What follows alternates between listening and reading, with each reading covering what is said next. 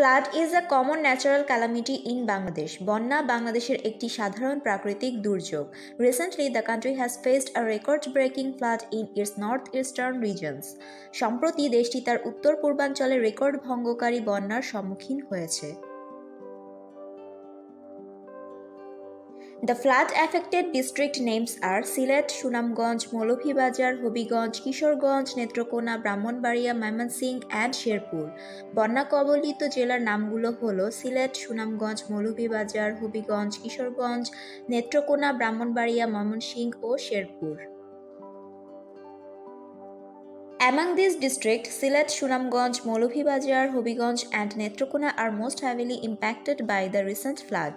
এসব জেলার মধ্যে সিলেট, সুনামগঞ্জ, মৌলভীবাজার, হবিগঞ্জ ও নেত্রকোনা সাম্প্রতিক বন্যায় সবচেয়ে বেশি ক্ষতিগ্রস্ত হয়েছে.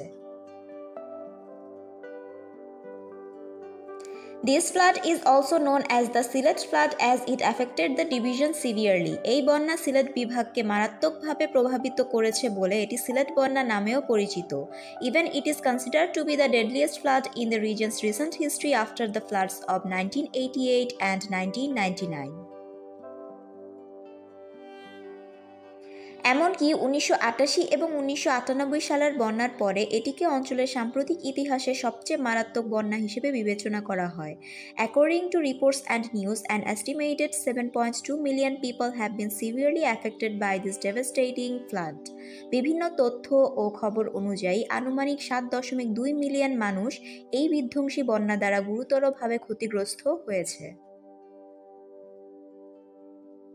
The flood started for the first time in the middle of May 2022 and it again started for the second time around 15 June 2022. 2022 সালের মে মাসের মাঝামাঝি সময়ে প্রথমবারের মতো বন্যা শুরু হয়েছিল এবং এটি আবার 15 জুন 2022 সালের দিকে দ্বিতীয়বার শুরু হয়েছিল. The main cause of this flood was the record rainfall in India's Assam and Meghalaya states where 2,500 millimeters of rainfall occurred in just 3 days, which was the highest rainfall in the last 27 years.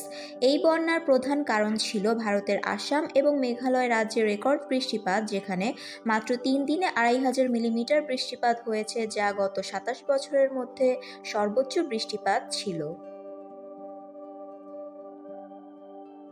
The highest rainfall led to the overflow of rivers running between India and Bangladesh. সর্বোচ্চ বৃষ্টিপাতের ফলে ভারত ও বাংলাদেশের মধ্যে প্রবাহিত নদীগুলো উপচে পড়ে. As a result, torrential rain and upstream water completely submerged around 94% of the town of Sunamganj and 84% of the Sylhet district of Bangladesh.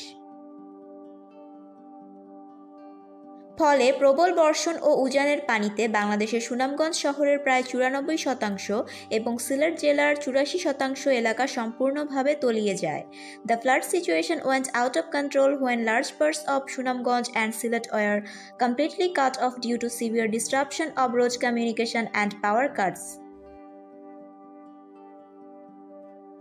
যোগাযোগ ও বিদ্যুৎ বিচ্ছিন্ন হয়ে পড়ায় সুনামগঞ্জ ও সিলেটের বড় অংশ পুরোপুরি বিচ্ছিন্ন হয়ে পড়লে বন্যা পরিস্থিতি নিয়ন্ত্রণের বাইরে চলে যায়. Army, navy and coast guard forces deployed as the civil administration was unable to deal with the flood situation. বেসামরিক প্রশাসন বন্যা পরিস্থিতি সামাল দিতে না পারায় সেনা, নৌ ও কোস্ট গার্ড বাহিনী মোতায়েন করা হয়.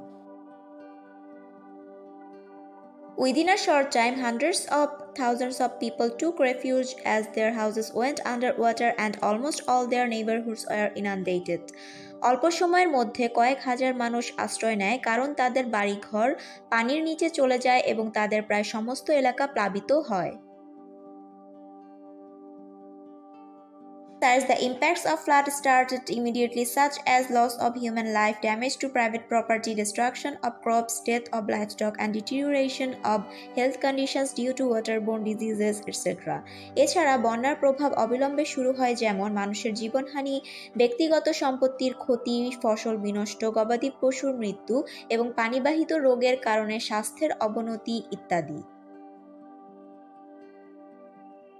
Again, the roads and crops went underwater because of the intense flood which raised the economic crisis. আবার তীব্র বন্যার কারণে রাস্তাঘাট ও ফসলি জমি পানিতে তলিয়ে যায়, যা অর্থনৈতিক সংকট বাড়ায়। The economic condition was affected severely as both transport, communication, and crop production are hampered by the flood. পরিবহন, যোগাযোগ ও ফসল উৎপাদন উভয়ই ব্যাহত হওয়ায় অর্থনৈতিক অবস্থা মারাত্মকভাবে ক্ষতিগ্রস্ত হয়। The price of all daily commodities increased suddenly because of less transportation and production. পরিবহন ও উৎপাদন কম হওয়ায় নিত্যপণ্যের দাম হঠাৎ করে বেড়ে যায়। However, the Bangladesh government, along with the Bangladesh Red Crescent Society, United Nations, European Union, UNICEF, and other NGOs worked together to overcome the flood situation. যাই হোক, বাংলাদেশ সরকারের সাথে বাংলাদেশ রেড ক্রিসেন্ট সোসাইটি, জাতিসংঘ, ইউরোপীয় ইউনিয়ন, ইউনিসেফ এবং অন্যান্য NGO বন্যা পরিস্থিতি কাটিয়ে উঠতে একযোগে কাজ করেছে। The government of Bangladesh moved over 4,72,000 people to some 1,605 shelter centers as soon as possible. Bangladesh সরকার যত তাড়াতাড়ি সম্ভব 4,72,000 জনকে প্রায় 1,605 আশ্রয় কেন্দ্রে স্থানান্তরিত করেছিল। Moreover, volunteer teams provided people with much needed dry foods, cooked food, safe drinking water, healthcare services, cash, emergency medicines, water purification tablets, hygiene and dignity kits, etc. স্বেচ্ছাসেবক দলগুলি মানুষকে অত্যন্ত প্রয়োজনীয় শুকনো খাবার, রান্না করা খাবার, নিরাপদ পানীয় জল, স্বাস্থ্য পরিষেবা, নগদ অর্থ, জরুরি ঔষধ, জল বিশুদ্ধকরণ ট্যাবলেট, স্বাস্থ্যবিধি এবং মর্যাদা কিট ইত্যাদি সরবরাহ করে। Thus, the strong leadership of the Bangladesh government helped the people of flood-affected areas to overcome the situation as well as to live a normal life again. এভাবে বাংলাদেশ সরকারের বলিষ্ঠ নেতৃত্ব বন্যা কবলিত এলাকার মানুষদের পরিস্থিতি কাটিয়ে ওঠার পাশাপাশি স্বাভাবিক জীবনযাপনে সহায়তা করেছে। Thanks for watching the video. Don't forget to subscribe the channel. Assalamu alaikum.